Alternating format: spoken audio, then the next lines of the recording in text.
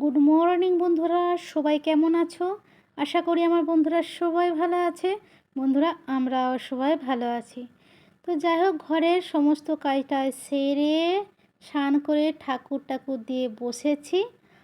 আর দেখো, তোমাদের দাদা চা করে হাজির। ও যে চা করছে আমি কিন্তু বুঝতে পারি না। রান্নাঘরে খুটুরু খুটুরু গ্যাসের আওয়াজ হচ্ছে। আমি কি ভেবেছি বলো তো, কালকের যে আমাদের একটু দুধ বেঁচেছিল, মানে কালকে রাত্রিবেলা দুধ আনা হয়েছিল, আমরা রাত্রিবেলা দুধ দিয়ে মুড়ি খেয়েছিলাম। তো একটু দুধ রয়ে গেছে, আমি ভেবেছিলাম ও বোধহয় দুধ গরম করছে। ও মা, তারপরে দেখি না 2 কাপ চা নিয়ে হাজির। এদিকে আমাকে বিস্কুট দেওয়া হয়ে গেল, আর পাশে ছেলেকেও সেই ঘরে বিস্কুট দিতে গিয়েছিল। ছেলেও সেই ঘরে কোশ্চেন টুকছে, তো ছেলেকেও দিয়ে আসলো। ছেলে যেহেতু বিশেষ চাটা পছন্দ করে না, তো ও কফি কিংবা দুধ চাটা খায়, তা বিকেলবেলা হলে। সকাল টাইমটা একদমই পছন্দ করে না। ও চাটা আমার মতনই আর কি, আমিও যেমন চা পছন্দ করি না, সেরকম চা ছেলেও পছন্দ করে না।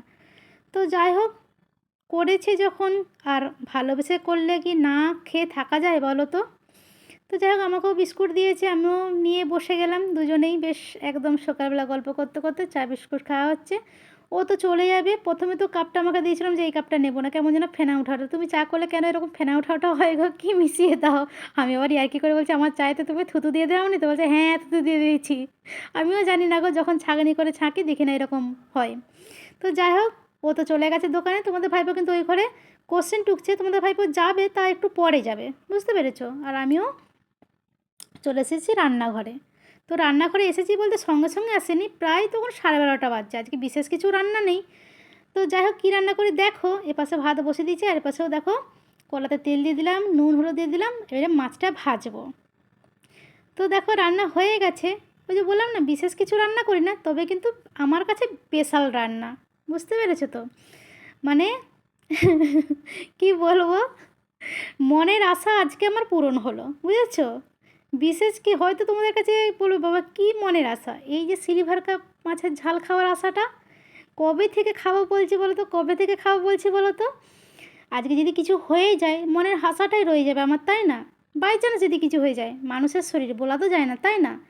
তা যাই হোক, আজকে করেছি। সত্যি কথা বলতে, তোমাদের ভাইপোর শরীরটা ভালো আছে বলে। তোমাদের ভাইপোকে কী বলো তো, কালকে না আমি একটু জলজিরা খাইয়ে দিয়েছিলাম। বলছি তোর পেটটা কেন লাগছে, দেখ তো জলজিরাটা খেয়ে। জলজিরাটা যদি খেয়ে ঠিক হয়ে যায়, তাহলে আর ডাক্তার দেখাতে হবে না। তো যাই হোক, জলজিরাটা খেয়ে ও ঠিক হয়ে গেছিলো। তো ছেলে সকালবেলায় বলছে, মা তুমি তোমার মনের আশাটা পূরণ করো, সিলভার কাপ মাছটা ঝালই করে ফেলবো আজকে সর্ষে মশলা দিয়ে।